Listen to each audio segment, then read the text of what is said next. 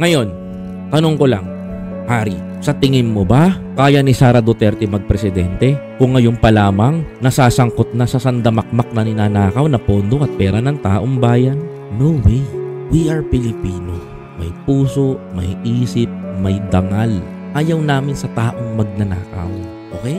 Kaya mong sasabihin, Harry Roque, na mag-resign na si BBM at ibigay na kay Sara Duterte ang pwesto. Shame on you. Nakakahiya kayo. Diba?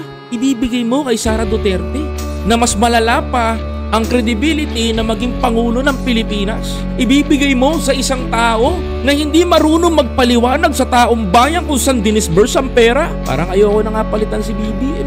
Bakit, mga kababayan ko? Si PBBM lang nakakaintindi sa taong bayan sa ordinaryong Pilipino. Alam mo, worse ang nangyari sa bansa natin nung sila ang namuno. Ngayon, mga kababayan ko, nagpupumilit silang pumunta dyan sa to. Sa tingin nyo ba papayag ang Pilipinas?